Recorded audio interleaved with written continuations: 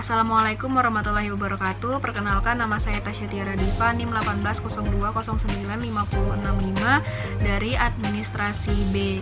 Di sini saya akan menjelaskan tentang rangkuman di bab 2, mata kuliah Keuangan Bisnis. Laporan posisi keuangan menunjukkan kondisi keuangan atau posisi keuangan perusahaan pada tanggal tertentu. Laporan ini merupakan ikhtisar apa yang dimiliki perusahaan atau biasa disebut dengan aset dan apa yang menjadi utang perusahaan kepada pihak luar atau liabilitas dan kepada pihak pemilik internal atau ekuitas pemegang saham. Saldo akun pada laporan posisi keuangan harus seimbang dengan memiliki rumus. Dengan rumus aset sama dengan liabilitas ditambah ekuiditas pemegang saham. Tanggal laporan posisi keuangan. Pada titik waktu tertentu seperti akhir periode akuntansi, akhir triwulan, kebanyakan perusahaan menggunakan tahun kalender dengan periode akuntansi yang berakhir pada tanggal 31 Desember. Laporan posisi keuangan common size. Alat yang bermanfaat untuk menganalisis laporan posisi keuangan adalah laporan posisi keuangan common size atau yang biasa disebut dengan common size balance sheet. Laporan keuangan common size merupakan bentuk analisis rasio vertikal yang memungkinkan membandingkan perusahaan-perusahaan dengan memperkenalkan penyebut yang sama. Laporan common size juga bermanfaat untuk mengevaluasi dalam perusahaan untuk membentuk atau membuat perbandingan industri. Laporan posisi keuangan common size mengungkapkan kompetensi aset menurut kategori utama, misalnya seperti kas, evakuiditas, dan kas terhadap aset lancar lainnya. Distribusi aset yang memberikan dana yang diinvestasikan seperti lancar, jangka panjang, dan tidak terwujud. Struktur modal perusahaan seperti liabilitas relatif terhadap ekuiditas dan struktur liabilitas seperti jangka panjang relatif terhadap jangka pendek. Selanjutnya berbicara tentang aset. Yang pertama adalah aset lancar. Apa sih aset lancar itu? Jadi aset dipisah-pisah pada laporan posisi keuangan menurut bagaimana aset tersebut dimanfaatkan. Aset lancar terdiri dari kas atau aset yang diharapkan dapat dikonversikan ke kas dalam jangka waktu 1 tahun atau 1 siklus operasi. Mana yang lebih lama? Jadi istilah lancar pada hakikatnya merujuk pada aset yang secara terus-menerus digunakan sehingga habis dan digantikan pada operasi perusahaan yang sedang berlangsung. Selanjutnya adalah kas dan sekuritas yang diperdagangkan. Sekuritas ini relatif tidak beresiko dan sangat mudah dicairkan, sehingga dana mudah sekali ditaruh jika dibutuhkan. Seperti surat utang yang diterbitkan dapat dinegosiasikan instansi keuangannya. Selanjutnya tentang piutang usaha. Apa sih piutang usaha itu? Piutang usaha adalah saldo pelanggan yang beredar berdasarkan penjualan kredit dan dilaporkan pada laporan posisi keuangan pada nilai yang didapatkan itu dimaksimalkan, yakni jumlah akun sesungguhnya dikurangi akun cadangan piutang. Akun cadangan piutang menjadi penting dalam menilai kualitas penghasilan. Item relevan yang dibutuhkan untuk menghitung pertumbuhan dengan akun piutang usaha dan akun cadangan piutang ragu-ragu dapat laporan laba rugi dan menghasilkan komparatif dan laporan keuangan atau bisa disebut dengan akun piutang usaha dan akun cadangan piutang ragu-ragu.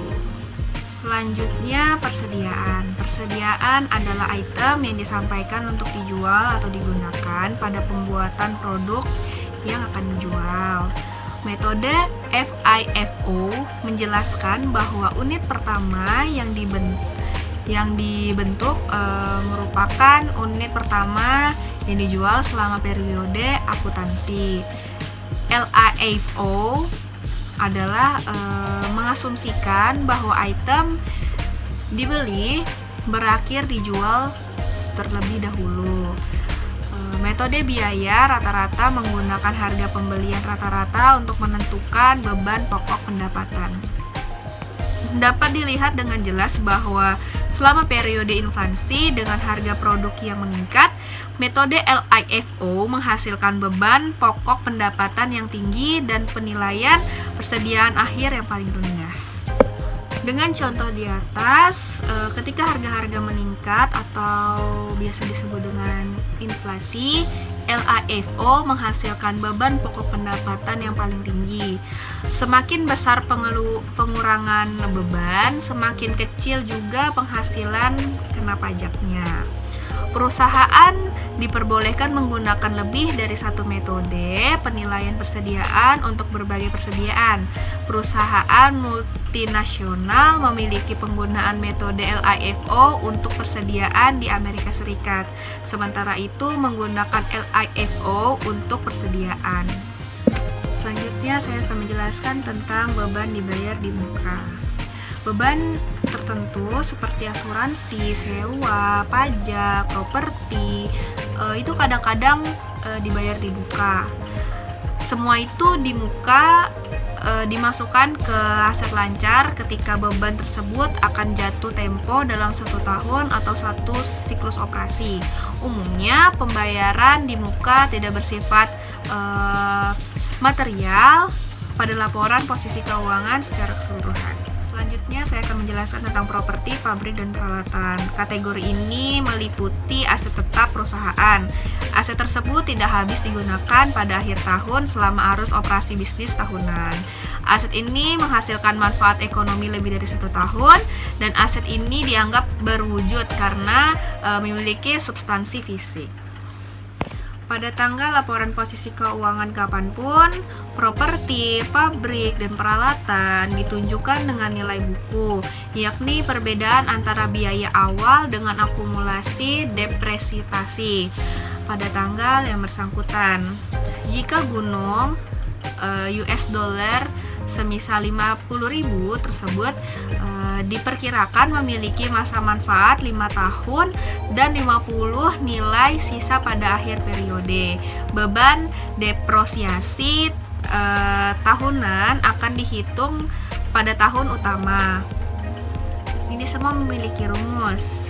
Yang pertama adalah rumus garis lurus. Rumus garis lurus ialah garis lurus sama dengan dasar yang dapat didepresiasi atau biaya dikurang nilai sisa per periode depresiasi sama dengan beban depresiasi. Contohnya US dollar 50.000 dikurang US dollar 0 per 5 tahun, yaitu bisa didapatkan US dollar 10.000.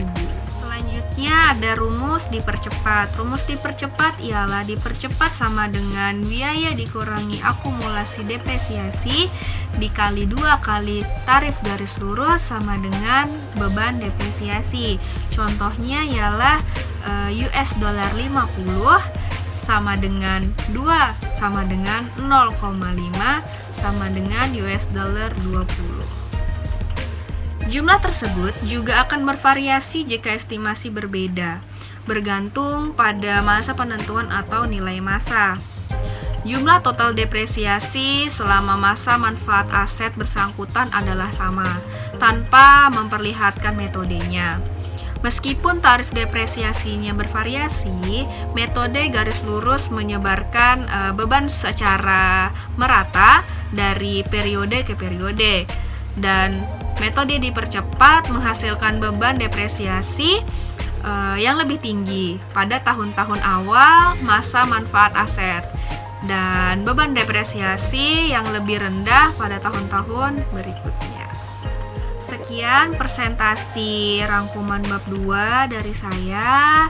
Jika ada salah kata, saya mohon maaf. Wassalamualaikum warahmatullahi wabarakatuh.